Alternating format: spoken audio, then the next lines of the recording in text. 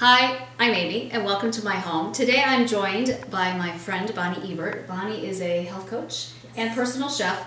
Bonnie actually cooks for us twice a month, and I think it's really important when you have a child with severe food allergies to have a backup. So she comes twice a month, she introduces me to new recipes and things like that.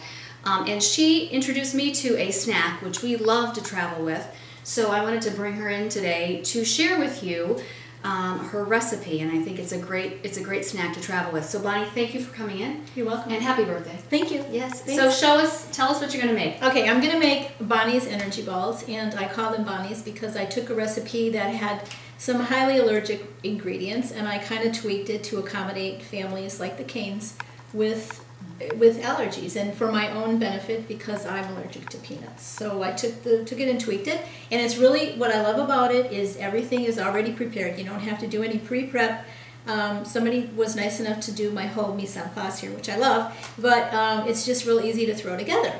Okay, you start out with a cup of oats and a cup of shredded coconut. Now I use the really finely shredded because it's easier when you are preparing it.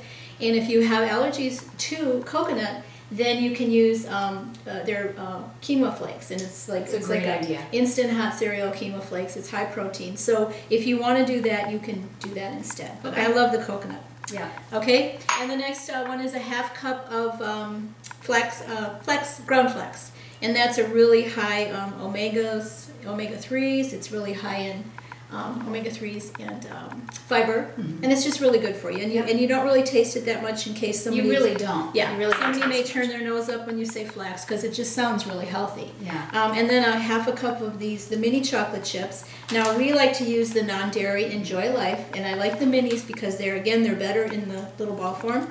But again, you can substitute currants, which are also small. Very good. Currants are good. I've tried that, and they're good too. But I love the chocolate chips. If you're going to a particularly hot climate or something, then the currants may be Then you could use the currants. Right. Yeah, that would be a good idea. Yeah. Good little tweak. And then a little bit of sea salt. I tried it without the sea salt, and it wasn't as good. So you just make sure you do that. It gives it a little extra note of fabulousness. Okay. And then any questions so far? No, you're doing a great good. job. And then we got everything. We've got the wet ingredients, and we've got a teaspoon of vanilla. Okay. And then on the sweetener, we can use several different sweeteners. They all have to be liquid. You can use maple syrup, you can use honey, agave. In this case, we're using agave. You know what? Would you recommend mixing all the dry ingredients first? Oh, that's right. Yes, wet in. Yes, I mix them together. It's just a little easier. Yeah. Just not, you don't have to work too hard at this. That's Right. the other beauty of this recipe is you're not working that hard. And I have to say, my children, I turn them loose in the kitchen, and they make this on their own. Awesome. They love making this that's on their so own. cool. And it's very easy for them to do. Yeah. No hot ovens involved, Right. so which is good. I'm going to, okay, now this is the kind of the binding ingredient, and the recipe called for peanut butter, which of course we don't use. You can use almond butter, and then the almond butter has a little bit of sweetener in. The pea butter has probably the most sweetener, so then you may want to tweak the other sweetener to accommodate the sweetness of it. Of the actual pea butter. Yeah. And this pea butter, we need to talk about. There's a company in Canada that makes it. It's a golden pea butter, and we love it. Actually, it tastes very similar to peanut butter. So it may not be the easiest thing to find, but if you look online, you can always find golden pea butter. Yeah, I actually think I saw it at Whole Foods. I have not found it at Whole Foods. I'll have to look again. I found it actually at peanutfreeplanet.com. Oh, okay. They do carry it. So Thank God for the internet. Thank goodness. Yeah. That's right. Yeah. Anyway, so we put the pea butter, and the pea butter, there was something else I was going to say about the pea butter. Sweet. Too sweet. It's sweet. It's very sweet, and that's, they have to make it sweet. Yeah. Oh, and the other one was sunflower butter. I didn't want to forget that. Sun butter. That's a good It's really option, good, too. and they have one company makes it in a nut-free, tree nut-free facility. Yeah. Nice. I can't remember the brand. Okay. I think it was sun butter. It's called sun butter. Okay. Yeah. So that's also very good, and that's actually the closest to tasting like peanut butter. Okay. And and then a third of a cup of either agave, honey, which is what we have here. Okay, we've got agave here today, and I like agave. I like honey. I'm not crazy for the maple syrup flavor, but again, it's to taste. You can tweak it the way whatever way you want it. Okay, and then you kind of mix all this together, and I like to use my I was going to hands say, give it up. Go for the gloves. With the rubber gloves because it's so much easier. And then you stick it in the fridge for about a half hour, okay? And then after a half hour, it comes out chilled, ready to be rolled. Chilled and ready to be rolled. I'll take this.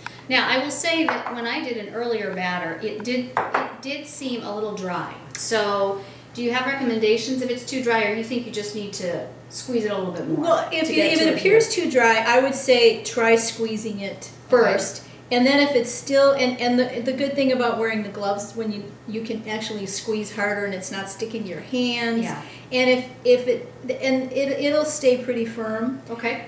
If it appear like I kind of squeezed it a little bit here and it's a little bit fall aparty, but if it just appears too dry and you feel like it needs, I would just add a little more agave nectar. Okay. Or a little more pea butter, just depending, but just something to make it a little wetter. But usually it appears dry, and once you start making the balls, it's fine. Okay. Okay. So you are making balls, and we're gonna put them in the container once you get them rolled. What's another great thing about this recipe is you just make the balls and you put them right in the container you're going to store them in, and then you keep them in the fridge. Now with the pea butter, you really don't have to refrigerate them. It's just I think they're better cold. So with everything else, you do need to refrigerate them. Okay. But they're just a handy thing. You can freeze them, and again, you can travel with them. Put them in those little cute little tiny Tupperwares or whatever containers. Yeah. So they're just, to me, they're one of the best snacks ever. And I really think when we eat these, when we travel, we never get hungry. We are full, we feel satisfied. Yeah. So it really is a great snack to have on the road with you. Yeah, you don't need a lot of them. Yes. One or two and you're all set. Right. So it's way better than any kind of candy bar or yes. sugary granola snack even. And you feel good eating something like this because it's healthy too. So. Yeah. And you made it yourself, so you know what's in it. Exactly. You know the ingredients. And it's clean. Right. So here we have a plate of 6, so now we have to sample. Okay, see I how want the we big did. one. You take the big one, I'll take the small one. Okay. They're very good. And they're staying together as well. Yeah, so that's awesome. So the next time you have a trip to take, think about Bonnie's energy balls. I will put the recipe up on my blog. In the meantime, take care and safe travels.